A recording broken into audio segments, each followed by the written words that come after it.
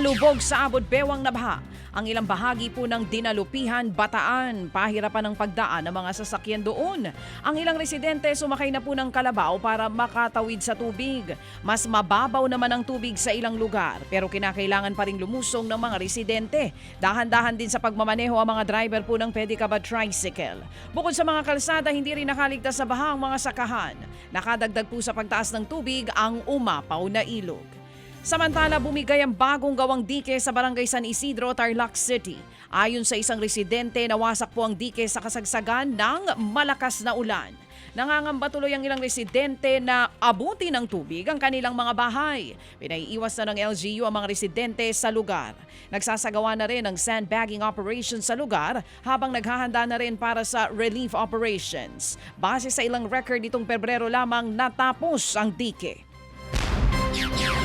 Nalubog din po sa baha ang maraming kalsada doon sa lungsod ni JB Garganera sa Antipolo.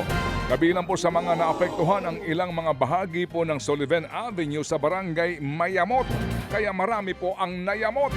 Sa ilang larawang nga po'y kitang hirap sa pagdaan ang ilang mga maliliit na oto gaya po ng mga motorsiklo at kotse.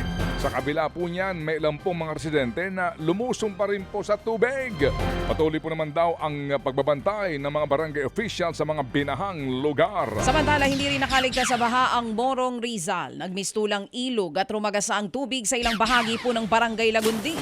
Hirap na sa pagdaan ng mga tricycle at mga motorsiklo. Maingat din sa pagtawid sa kalsada ang mga van at SUV. At mga kapatid, binaha din po ang maraming kalsada doon sa Macabebe, Pampanga. Hanggang Binti at hanggang Bewang din po ang tubig sa ilang mga lugar. May ilang pong naglakas loob na lumusong habang may iba ho naman na gumamit na ng mga bangka. Nagharang po naman ng sandbag ang ilang negosyo para makapagbukas pa rin kahit na binabaha ang mga kalsada.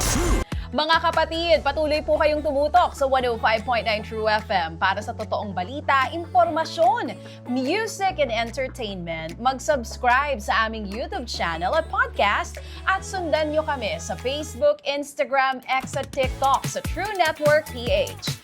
Bisitahin din po ang aming official website, truefm.ph. At panoorin din kami sa True TV Signal, Channel 19. Kami po ang 105.9 True FM. Laging true sa'yo, kapatid. Ito tayo sa totoo, tunay at tapat.